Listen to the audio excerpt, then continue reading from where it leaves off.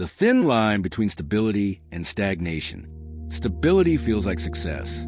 Stagnation feels like safety. And the difference between them is thinner than it looks.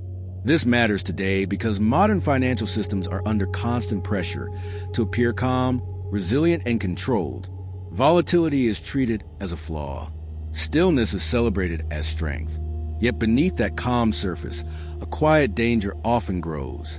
When stability stops being adaptive and starts becoming static, progress slows without anyone noticing. The transition between the two is so gradual that by the time participants recognize which side they are on, the opportunity to choose has already passed.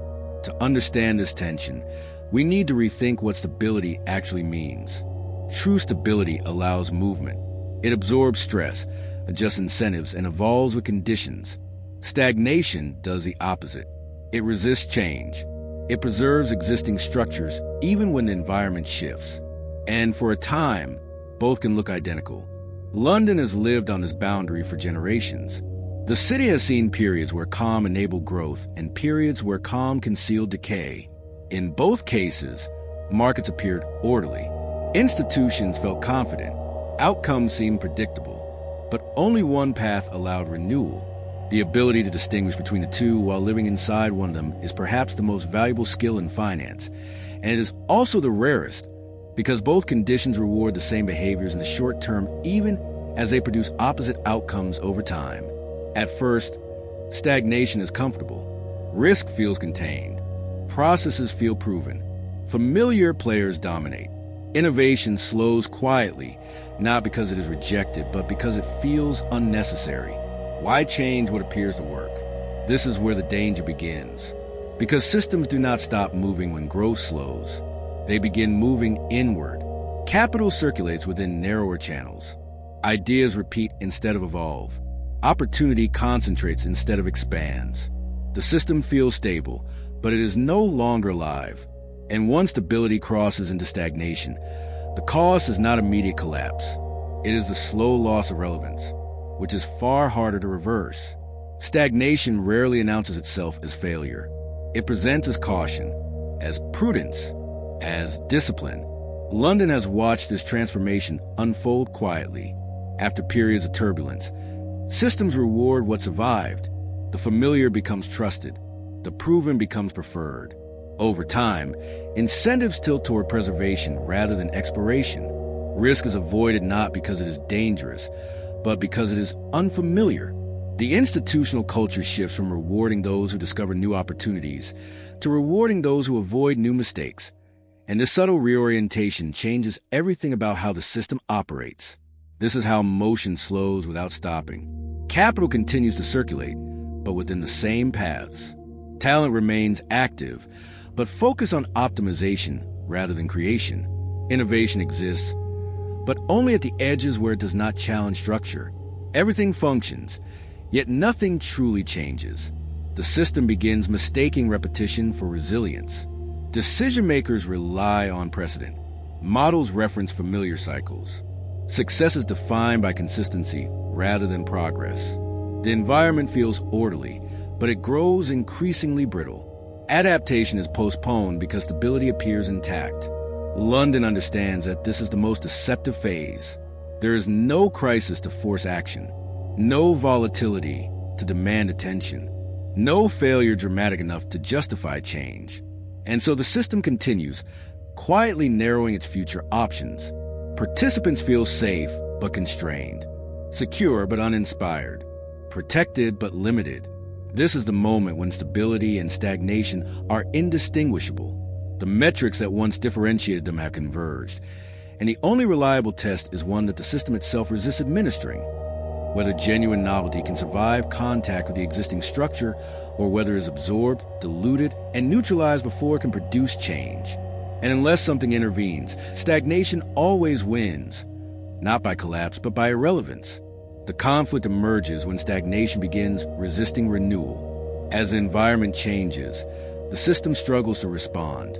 New risks appear that old tools cannot manage. New opportunities emerge that existing structures cannot support. Yet the system hesitates. Change feels destabilizing. Adaptation feels unnecessary.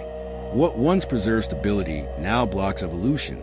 London encounters this moment with particular intensity. The city thrives on continuity, but continuity can become inertia. Institutions protect established models because they work until they don't. Decision makers defend familiar frameworks because they feel safe until they fail quietly. The longer stagnation persists, the more threatening change appears. Each year of successful inaction raises the perceived cost of action, creating a self-reinforcing cycle where stability is defended precisely because it has lasted so long. This creates a defensive posture. Innovation is questioned more harshly. New entrants face higher barriers. Alternative ideas are filtered out early, not because they're flawed, but because they challenge the equilibrium. Stability becomes something to defend rather than something to refresh. The system closes ranks around what it knows, even as the world outside moves on. This is where stagnation reveals its cost. Growth slows without explanation. Relevance fades without warning. Confidence erodes without panic. Participants sense the mismatch. The system feels orderly but outdated, safe but unresponsive, predictable but limited. Pressure builds not from volatility, but from frustration, and frustration, left unresolved, eventually demands change. London understands that resisting renewal does not preserve stability. It delays transformation until it becomes unavoidable. And when transformation is delayed too long, it arrives as disruption rather than evolution. That is the risk of mistaking stillness for strength. The climax arrives when stability is forced to choose between comfort and relevance.